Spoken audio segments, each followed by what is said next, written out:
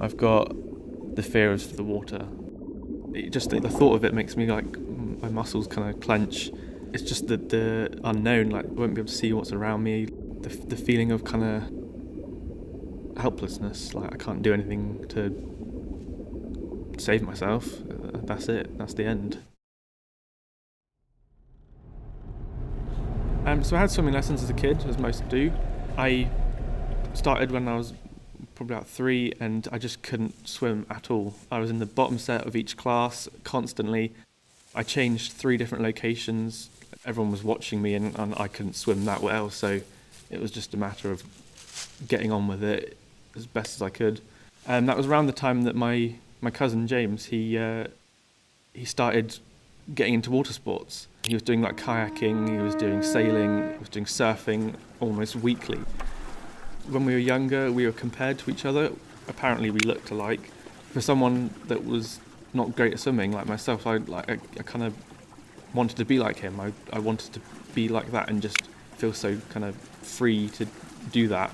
But I always had the fear that I'd not be able to swim, like I'd fall in and that would be it. But despite that, I wanted to be like him, so I tried.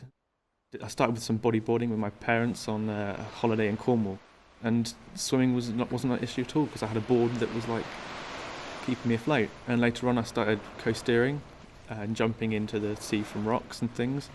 Eventually I started surfing and I was happier. Goes on for 4 men and their boat who went missing in the mid-Atlantic a week ago.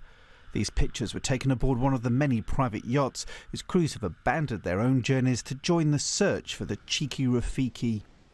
The 4 missing men are Andrew Bridge, James Mail, Paul Goslin and Steve Warren. They were returning to the UK from Antigua when contact was lost last Friday. 17,500 square miles of ocean. My cousin, James, who I admired and obsessed over, he went on a sailing trip to Antigua, and on his way back his boat sunk and he didn't make it back.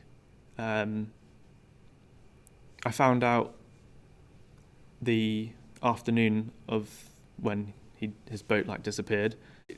I just shut down. I was 14. I couldn't handle it.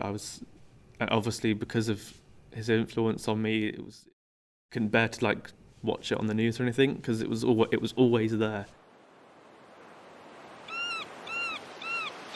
We found out my cousin, he had a locator beacon, and the life raft was found on the boat, which means that when he released his beacon, he was in the water.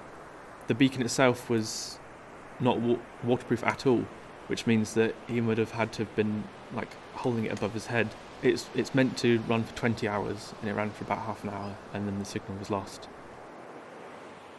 And that's where the fear comes from, the fact that I can imagine him just floating in the middle of the ocean. There's absolutely nothing, you can't see below you don't know what's below you. And the only hope that you've got is a little electronic thing that doesn't work if you put it in the water. I started swimming lessons as part of my PE classes. I got changed, went to the poolside, and then I got in and I started swimming, and then I got to the deep end. I was in the middle of the pool, I was in the middle lane, about 2 meters towards the end of the wall, and I just couldn't do it. I started sinking, and then I just imagined James floating there, and I froze. Obviously, I started sinking. When I realised what was happening, I was flinging my arms around and kicking my legs, and I was trying to get to the edge, but the edge wasn't getting any closer, and I was reaching out, and there was nothing to grab onto, and everyone else was just swimming normally, and no one was noticing that I was I was having a panic attack. I managed to kind of doggy paddle and splash my way to the edge, and I got out, and I couldn't get back in. I couldn't even be near the pool side. I had to walk away and get changed. And luckily, I managed to speak to my teachers and stuff and get moved to a new class doing athletics, so that I didn't have to do swimming. And I couldn't do it. I just avoided every piece of water I could see, like lakes and seasides. For the rest of the year, I didn't go to any beaches. I didn't go for walks that involved rivers or streams or even lakes, that kind of thing. Obviously, the loss of like a close family member will always affect me. I'm approaching his age where he died, and that's strange, knowing that I'm going to be older than he ever made it.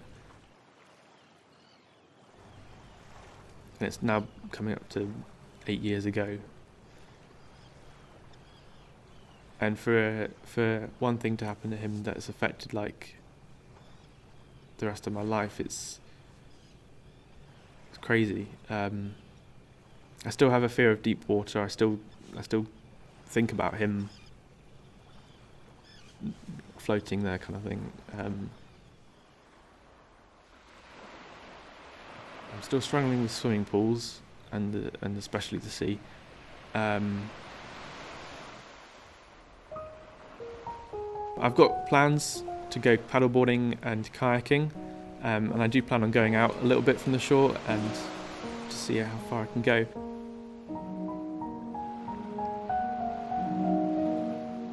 I want to do that again, and that's where I can truly find who I am again, and hopefully make James proud.